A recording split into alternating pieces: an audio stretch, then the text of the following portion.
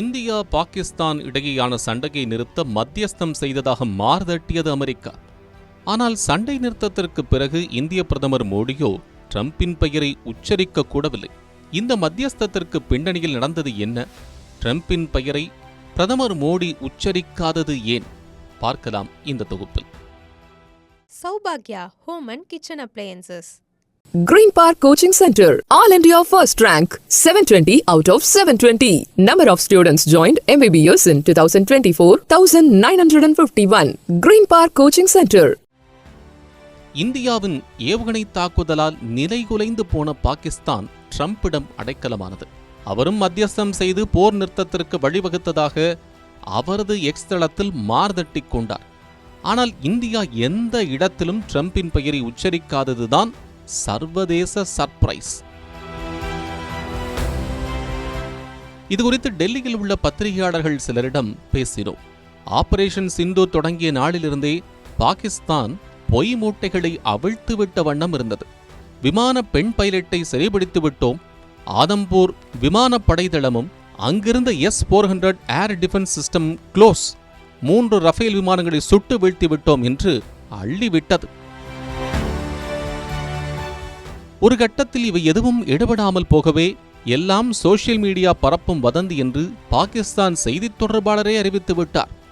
Rafale வீழ்த்தப்பட்டதா என்கிற கேள்விக்கு இந்திய விமானப்படை படைத்தளபதி ஏர் மார்ஷல் AK பாரதி பதிலளிக்கையில், நாம் நமது இலக்கை அடைந்து விட்டோம், நமது விமானிகள் அனைவரும் பத்திரமாக திரும்பிவிட்டனர் என்று மட்டும் சொன்னார். இதன் மூலம் ரஃபேல் உள்ளிட்ட எந்த இந்திய விமானங்களும் சுட்டு வீழ்த்தப்படவில்லை என்பதை இந்தியா உணர்த்தியது. ஆனால் மே 9ஆம் தேதி விண்ணில் நடந்த டாக் ஃபைட்டில் இந்தியாவின் 85, பாகிஸ்தானின் 45 போர் விமானங்கள் சண்டையிட்டன. அதில் S-16 என்கிற அமெரிக்க ஹைடெக் விமானங்களை இந்திய விமானப்படை சுட்டு வீழ்த்திய சம்பவம் அமெரிக்காவுக்கு பயங்கர ஷாக்கை கொடுத்தது. அதைத் தொடர்ந்து அந்த கம்பெனியின் பங்குகள் கடுமையாக சரிந்தன. அதுவரை இந்தியா பாகிஸ்தான் சண்டையை அவர்களே பார்த்துக் கொள்வார்கள் என்று ட்ரம்பும் துணை அதிபர் வான்ஸும் சொல்லி வந்த நிலையில் S-16 விமானம் சுடப்பட்டதைத் தொடர்ந்து ட்ரம்பின் மனப்போக்கு மாறியது. தவிர கிரானா ஹில்ஸ் அட்டாக்கினால் ஆடிப்போன பாகிஸ்தான் பிரதமர் ஷபாஸ் ஷெரீப் ட்ரம்பின் காலில் விழ சட்டென ட்ரம்ப் போர் நிறுத்தத்திற்கு இரு நாட்டு தலைவர்களும் ஒப்புக்கொண்டனர். இதன் மூலம் லட்சக்கணக்கான மக்களை அணுகுண்டு ஆபத்திலிருந்து காப்பாற்றியிருக்கிறேன் என்று முதல் நாளும், போர் வேண்டாம் வர்த்தகம் செய்வோம் என்று கூறி போரை நிறுத்தினேன் என்று மறுநாளும் மாறி மாறி சொன்னார். போர் நிறுத்தம் என்று சொன்னவுடனேயே பாகிஸ்தானில் கொண்டாட்டங்கள் தொடங்கின. பிரதமர் ஷபாஸ் ஷெரீப்போ ட்ரம்பிற்கு நன்றி, JD வான்ஸுக்கு நன்றி, மார்க் ரூபியோவுக்கு நன்றி, சவுதிக்கு நன்றி, சீனாவுக்கு நன்றி என்று நன்றிகளை அடுக்கிக் கொண்டே போனார். ஆனால் பாகிஸ்தானின் இராணுவ நடவடிக்கைகளுக்கான டைரக்டர் ஜெனரல் நம்மை தொடர்பு கொண்டு பேசியதாலேயே போர் நிறுத்தம் என்று சொன்னார் வெளியுறவுத்துறை அமைச்சர் ஜெய்சங்கர். இந்த நிலையில் பிரதமர் மோடி நாட்டு மக்களுக்காக ஆற்றிய 25 நிமிட உரை மிகவும் முக்கியத்துவம் வாய்ந்தது. ஆபரேஷன் சிந்தூரை தற்காலிகமாக நிறுத்தி வைத்திருக்கிறோம், பாகிஸ்தானை எப்படி அணுகுவோம் என்பதில் புது விதி வகுக்கப்பட்டிருக்கிறது. அதை ஆபரேஷன் சிந்தூர் உணர்த்தியிருக்கும்.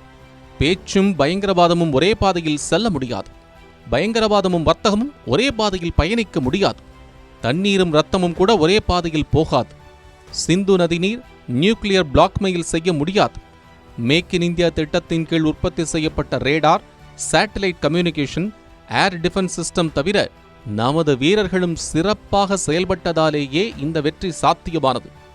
சிந்து நதி நீரை நிறுத்தியதுதான். இனி பாகிஸ்தானுடன் பேச்சுவார்த்தை என்றால் அது பாகிஸ்தான் ஆக்கிரமிப்பு காஷ்மீர் குறித்து மட்டுமே. தவிர இனி ஒரு தீவிரவாத தாக்குதல் நடக்குமானால் அது ஆக்ட் ஆஃப் வார் தான். உடனடியாக இராணுவ நடவடிக்கை தொடங்கும். தீவிரவாதிகள் மட்டுமல்ல, அவர்களை ஆதரிக்கும் நாடுகளையும் சும்மா விடமாட்டோம் என்று சூடுரைத்த அவர் ஒரு இடத்திலும் அமெரிக்கா, ட்ரம்ப் என்கிற வார்த்தைகளை உச்சரிக்கவே இல்லை. ஆதம்பூர் விமானப்படை தளத்தை அழித்துவிட்டோம், அங்கிருந்து S-400 ஏர் டிஃபென்ஸ் சிஸ்டத்தை காலி செய்துவிட்டோம் என்று பாகிஸ்தான் மாறுதட்டியதை தவிடு பொடியாக்குவதற்காகவே பிரதமர் மோடி 13ஆம் தேதி திடீரென இந்தியாவின் 2வது பெரிய விமானப்படை தளமான ஆதம்பூர் விமானப்படை தளத்திற்கு சென்று அங்கிருந்த வீரர்களுடன் உரையாடினார்.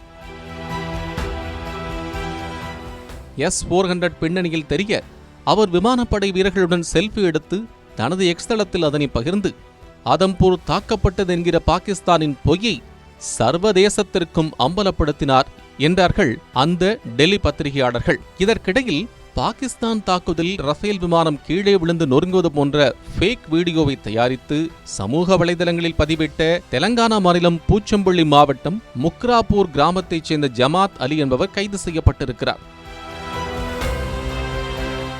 தவிர கொச்சி கடற்படை தளத்தை தொடர்பு கொண்டு நான் பிரதமர் அலுவலகத்திலிருந்து பேசுகிறேன், நமது INS விக்ராந்த் தற்போது எங்கு நிற்கிறது என்று கேட்ட கோழிக்கோட்டைச் சேர்ந்த முஜிபுர் ரஹ்மான் என்பவரும் கைது செய்யப்பட்டு போலீசின் விசாரணைக்கு உள்ளாக்கப்பட்டிருக்கிறார். குமுதம் செய்திகளுக்காக செய்தியாளர் துரைசாமி.